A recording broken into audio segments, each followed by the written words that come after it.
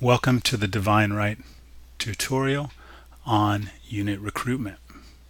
In the first tutorial, we modified our castle management screen, upgrading the castle, setting our material to 20 per unit, and our gold to a production of 10 per unit.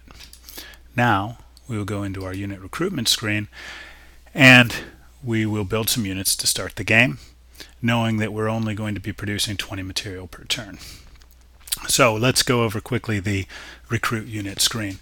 Again, like we saw in the castle management screen, we see our key economic indicators for the previous turn.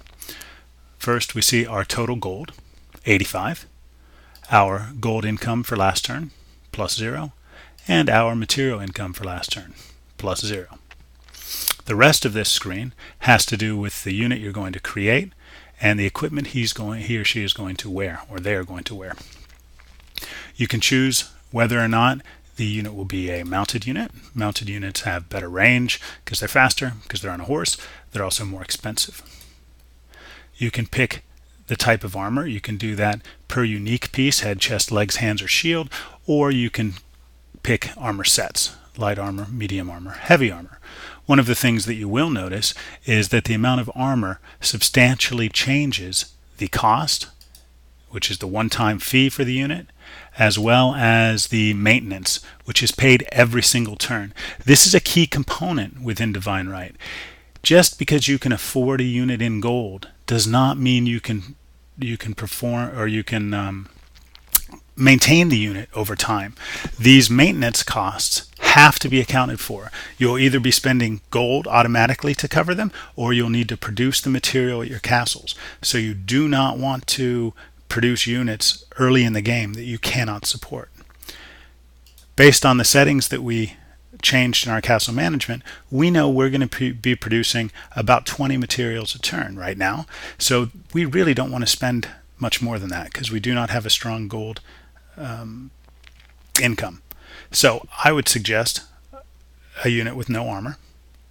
At the beginning of the game, I often like to go with mounted units because they're fast, and something like, I've already passed it, something like a crossbow.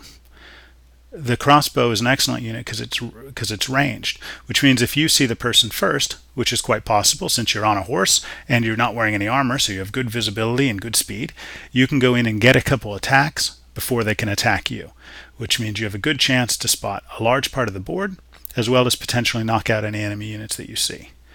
The cost of this unit is 57 gold. That's the one-time fee. I can afford that. And the maintenance is 13 material per turn. I'm currently going to be producing 20 material per turn, so that's absolutely not a problem. As far as the stats go, it has an attack rating of 20, a 2-hit of 55, which is a little low, but it is a ranged unit with a 55% chance to hit. That's not so bad. The armor, it has an armor unit of 1, which means it doesn't really have any armor, and it can move 13 points per turn. Every hex has a different point value depending on the terrain, with mountain terrain being the slowest movement and the flat plains being the fastest. So I would simply press my recruit unit button to recruit the unit. He would sit here. I wouldn't be able to move him until next turn, but what I'll do is end this turn, and now we can see my unit. My range has increased, my line of sight, and if I go into my economy, you can see that last turn I still made 9 gold because I had 5 extra materials. So if I were playing this game, what I would probably think about doing is building another unit, possibly an unarmored pikeman, who can spend most of that 5 material but still be affordable within my 37 gold. The key thing you need to remember with recruiting is, even though we would all love to have heavily armored knights to begin the game, and if you could afford them, it would really make the game easy, it's very hard to afford 348 gold one-time fee and an additional 98 material per turn. You need to have some big castles or a lot of castles to be able to do that. Hopefully this has helped a little with your recruit units. If you got to this tutorial from within Divine Right, remember when you go back into Divine Right, you can just press the X on the main screen and it'll bring you back to your previous game rather than needing to start a new one. I hope you enjoy the game, and I will be talking to you later. Thank you very much.